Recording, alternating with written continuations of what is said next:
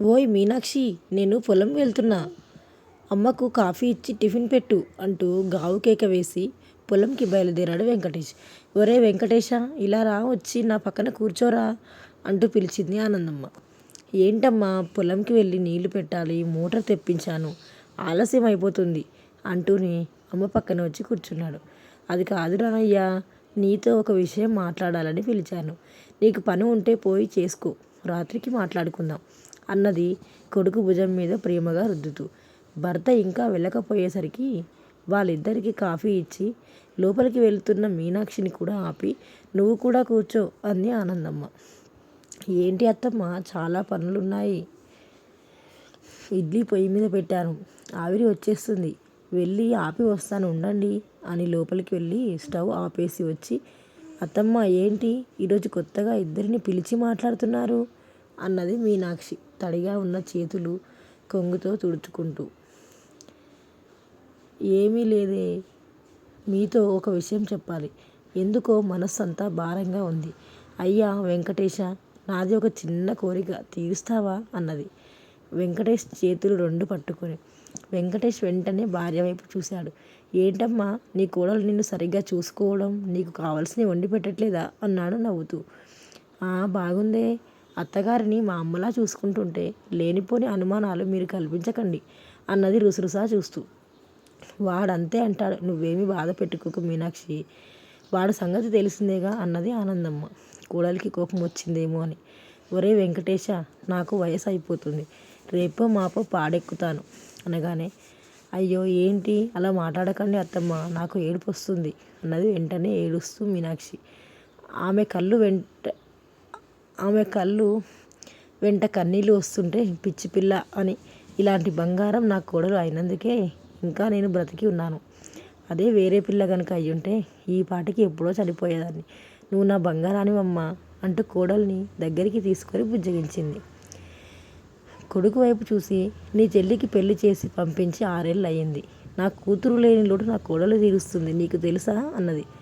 ఒరేయ్, నా కోరిక ఏంటంటే ఈ ఉగాది పండగకి చెల్లని బావని పిలువురా. అది వెళ్ళిన తర్వాత కనీసం ఒక్కసారి కూడా ఇండియా రానిలేదు, ఆ సింగపూర్లోనే ఉంది. దూరాభారం అని నువ్వు చెల్లిని పిలిచింది లేదు. వచ్చే ఉగాది పండగకి చెల్లిని బావని మేనల్లుడిని పండక్కి రమ్మని ఫోన్ చేయరా అయ్యా. వచ్చే ఏడాది నేను ఉంటానో పోతానో తెలియదు, మీ ఇద్దరిని సంతోషంగా చూసి చచ్చిపోతాను అన్నది బ్రతిమిలాడదు. వెంకటేష్కి కూడా చెల్లెల్ని పండక్కి పిలవాలని ఆశగానే ఉంది, కానీ ఆర్థికంగా చాలా దెబ్బతిన్నాడు. ఇప్పుడు వాళ్ళని పిలిస్తే కనీసం 70,000 కావాలి. ఎయిర్పోర్ట్కి వెళ్ళి తీసుకొచ్చిన దగ్గర నుండి తిరిగి ఎయిర్పోర్ట్లో దించే వరకు ఖర్చంతా తనే భరించాలి, చీరే సారా పెట్టాలి అని ఆలోచిస్తూ ఉండిపోయాడు. ఏరా, ఏం మాట్లాడవేంటి అన్నది ఆలోచనలో పడి ఉన్న కొడుకుని చూస్తూ. వచ్చే ఏడాది చూద్దాంలే అమ్మా, ఇప్పుడు రావాలంటే చెల్లికి ఇబ్బంది, అయినా ఎప్పుడు పిలిచినా మీరే రండి అంటుంది.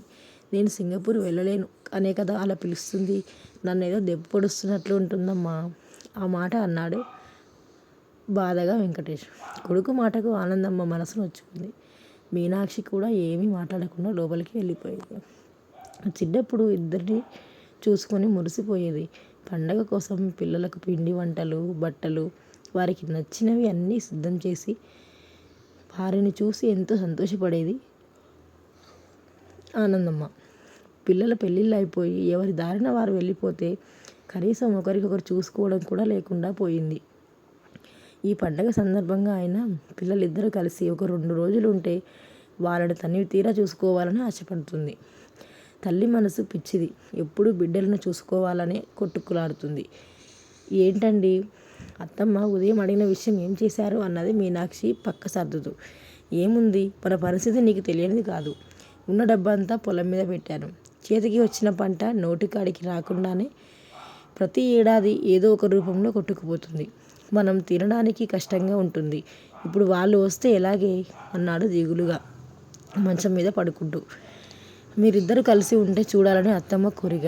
మీ చెల్లెను చూసి ఏళ్ళు గడిచిపోయాయి, ఆడపిల్లకు పుట్టింటి మీద ఆశ ఉంటుంది, మీరు పిలవనిదే ఆ అబ్బాయి మాత్రం ఎందుకు పంపిస్తాడు.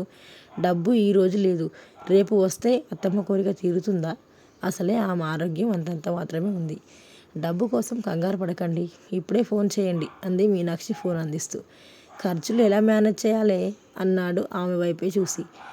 వెంటనే ఆమె చేతులకున్న గాజులు చూపించి ఇలా అన్నది. ఆమె 2 చేతులు దగ్గరికి తీసుకొని ముద్దు పెట్టుకొని చెల్లికి ఫోన్ చేశాడు వెంకటేష్.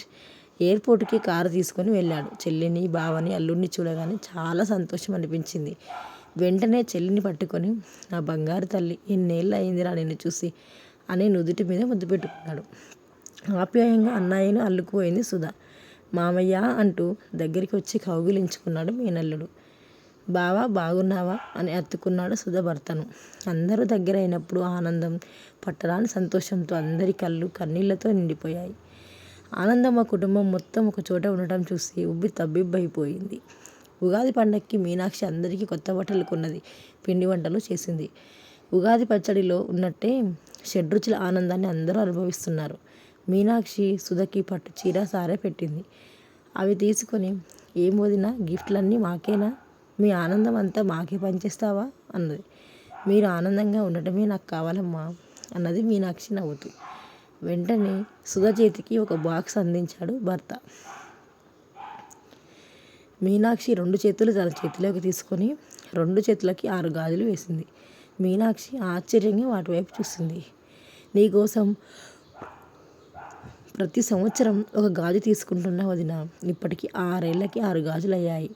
మీరు సింగపూర్ వచ్చినప్పుడు వీటిని నీకు గిఫ్ట్గా ఇవ్వాలనుకున్నాను అంటూ గాజులు వేసిన చేతిని ముద్దు పెట్టుకుంది. మీనాక్షి వెంటనే వెంకటేష్ వైపు చూసింది. కళ్ళ నిండా కన్నీళ్లతో, పెదవుల మీద చిరునవ్వుతో. చెల్లి భుజాలు పట్టుకొని, నా చెల్లి అని గర్వంగా చూశాడు మీనాక్షి.